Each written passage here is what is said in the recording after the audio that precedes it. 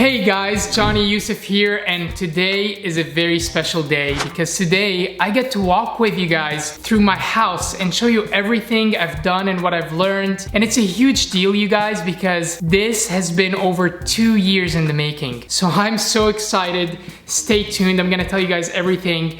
And in the meantime, before I start, I wanna remind you, I need you to subscribe. And I also need you to like this because when you do, it really helps me continue doing those videos. So let me start with telling you guys a little bit about the history of the house, and then we're gonna do a little bit of a walkthrough. So I bought this house a couple of years ago. The plan was to buy it as a flip. It was not gonna be my personal home. That was not in my mindset. It was, this is a good flip. And the reason I knew that this house is gonna go up in value is because I started seeing new development in the neighborhood, which doesn't happen much in that neighborhood.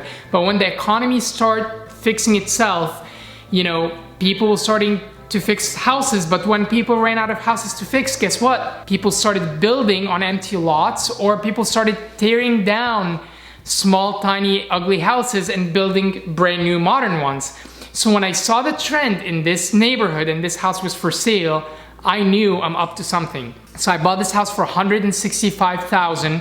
Was completely gutted, and it was abandoned for over 10 years. And after I bought it, I had a plan. I had a lot of bumps with a lot of issues, but in the process, I fell in love with the house and I realized, dang it, I wanna keep this house. So I kept it, and instead of selling it and making a good profit, I'm refinancing and I'm gonna be able to pull money out of the house so I can invest it somewhere else without having to give the house up. So I wanna walk you guys through the house and show you some tricks and things that I've done that helped with the value. It's so tricky when you wanna make something really beautiful, but you also wanna be cautious in the value because some people and some things that people do in houses do not add value, and other people neglect doing stuff that will add huge value. So I've learned the balance of what to add and what not to add. And obviously when I knew that it's my house, I was willing to spend some extra money that I knew I may not get back,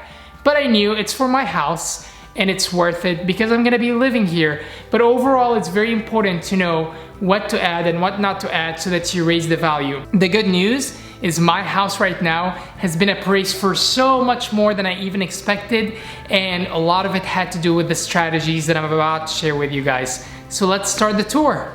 So one of the things that I decided is gonna add the value, even though it was a lot more cost, is deciding to add this fireplace. So this fireplace right here was about $2,500 or actually $2,800. And then I wanted to do something modern, so I did this metal right here, even though this is a ventless fireplace, so I didn't need to have this metal. But I knew that when you walk into the house, having something with a strong statement like that is gonna add value. And I also added this frame TV, Samsung frame. Again, knowing that I'm gonna be spending more, oh, it's getting hot. Let me turn this off real quick. Woo. By adding this fireplace and by adding this TV and by adding this big black metal mantle, it's gonna be a lot of value when people walk in. It's not gonna feel like a nice modern apartment, it's gonna feel like a high-end home.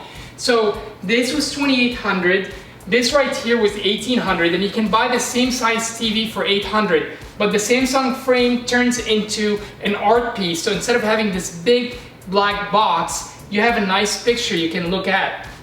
And then that metal added around another $3,000, so $3,000, $1,800, that's $4,800, and then another $2,800, $7,600 total. I could have just done it with just an $800 TV. So I basically spent $7,000 more. But again, by doing that, I knew that my appraisal value is gonna go up because fireplace count, because when people walk in here for $7,000 more to have this, it says a lot. But in return, I had to compromise somewhere else. So let's go to the next room to show you where I compromised. So in order for me to justify paying, $7,000 in difference for the fireplace mantle, for the nicer TV, for having a fireplace, one thing I compromised on is getting this fridge. I mean, this is a nice fridge, it has some lights to it, it has an ice maker, it has everything I needed. But the cool hip fridges right now are the Sub-Zeros. They're more square, more industrial looking, and I knew if I get that, it will just look way sexier. But the Sub-Zeros start at $5,000. This fridge right here was $1,800. So we're talking about over $3,000 in difference. So $3,000, that's a lot of money, and I knew for appraisal value, and I knew for my lifestyle, it may look cooler to have a different fridge, but this one looks just as fine, so I didn't care. And by doing that, I was able to save $3,000 here, add it where the TV fireplace is, and by doing that, I am raising the appraisal value on the property without compromising the lifestyle I wanted. So that's an example where you have to pick and choose what is the priority. One huge learning lessons I've learned in this kitchen is to listen to my gut. I was trying to figure out what kind of cabinets I wanted here, and my problem is I listened to contractors. I got contractors' opinion, and they suggested these cabinets that were horizontal, not vertical. They really wanted glass. They thought glass would look so scale, which is not a bad idea. But by doing so, the size wasn't even right, that there were gaps right here, there were gaps in that corner, there were just gaps on both sides of the wall. So after we put them, I absolutely hated them, and I learned the hard way not to do that and go with my gut. So I changed the cabinets. Luckily, because I'm in the rehab renovations business, even though I couldn't return the cabinets, I plan to use them for another property, but I definitely paid for labor time and for a lot of hassle. So a huge thing to learn is do your research, get some ideas, listen to other people's opinion, but at the end of the day, really listen to your gut and go for it. And if you do something wrong, you're gonna learn from it. But when you continue listening to other people, you're gonna find yourself doing things you don't wanna do, getting frustrated, and not necessarily learning the hard way. I got this modern chandelier from Christorama. It's a website that I really like. They have incredible variety of different chandeliers. Highly recommend them. They have everything modern, mid-century. They have styles that fit everyone. And what I really liked about this is I wanted this feel when you come upstairs, even though the whole house is modern, with something that brings a little bit of like tradition, like history with modern. And I felt that this chandelier with the brass but modern looking will bring that and kind of tie the two.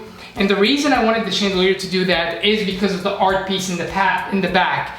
So the art piece in the back, as you can tell, it's very traditional, like Renaissance. It was by Rembrandt from the 1600s, and it means a lot to me, and I got traditional frame for it.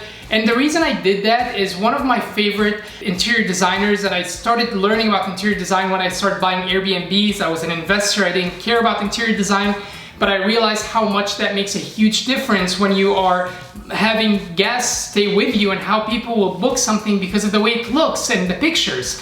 So one of my favorites, interior designer, his name is Brian Patrick Flynn. He does this thing which I really thought is clever, where he would go into spaces that are more traditional, maybe like just Victorian homes and stuff like that, and what he would do is he would put modern pop art. And I wanted to do the opposite here. So the whole house is modern, and I wanted something a little bit more traditional, more historic, almost to like give it some sort of roots or foundation, to give some history and depth to the house, so it's not just like, you know, another very like basic LA modern home. And this painting just means a lot to me personally, so I thought that would be a great way to just kind of bring contrast, like this modern space, but just bring something with like depth to it right in the middle. And that's why this chandelier with Christorama was a great combination. So this is just something, as you think about design, you know, think about what kind of art and what kind of feeling do you want to bring to the table when people walk in.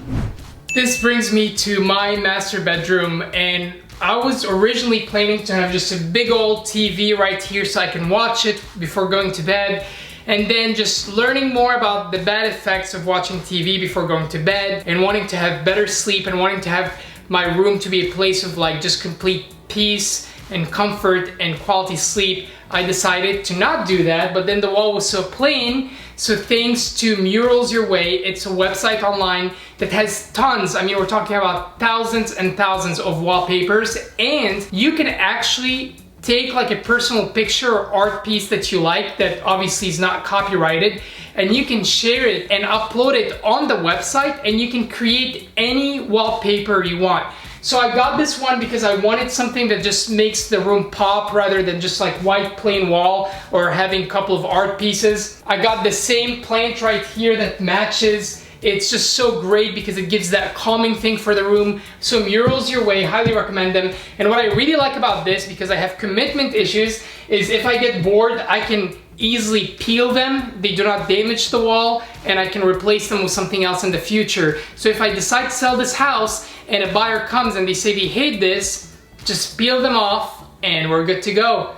Here we are on the 3rd floor. On both sides of this, you have rooftops. This is a wet bar. Originally, this space was framed for a half bathroom so people can use the rooftop, use the bathroom, go back out. But I thought that was unnecessary because there's literally a bathroom down the hallway, so you just take a few steps, and there's a bathroom right there. And I wanted to do something more inviting than just having a wall with a door when people go upstairs. So I created this wet bar, something inviting where you can grab a cup of coffee, grab a drink in the evening, and hang out and not have to think about work or anything else. And I wanted something with a wow factor when people are coming up to the rooftop. So here's an example of things you can do that will cost a little bit of money, but not too much, but would raise the value a lot. I did not use like cheap countertops. This is a relatively small space, so it wasn't that expensive to get quartz countertops or granite, but I like quartz more because it's more modern and it requires less maintenance.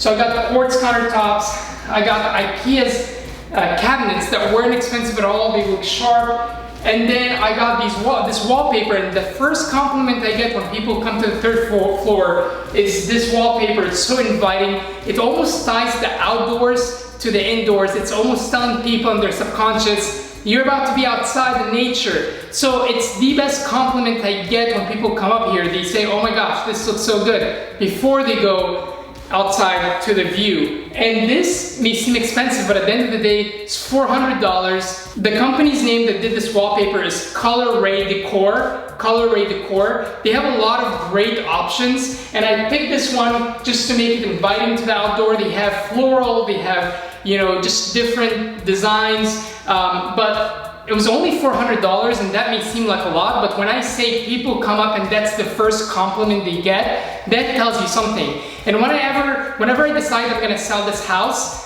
when people see unique stuff like that, it makes them want the house even more because there's nothing like it, versus if this was just a plain wall, everything is plain, or a bathroom. Having a wet bar with a sweet backdrop like that just makes it just unique. So I would recommend Color Ray Decor. Lots of great options, pretty affordable. Again, you spend $400, but you get wow factor over and over and over. And that money is not lost because it stays with the house. When it's time to sell it, you sell it for more because no one else is doing what you're doing. So anyway, it's getting dark. I wanted to do more. We're gonna do other videos about my house, but wanted to share with you guys some of the stuff I've done. I hope this is helpful. Let me know if you have any questions. Comment below. Remember, like the video, subscribe because that helps me tons. And on to the next video.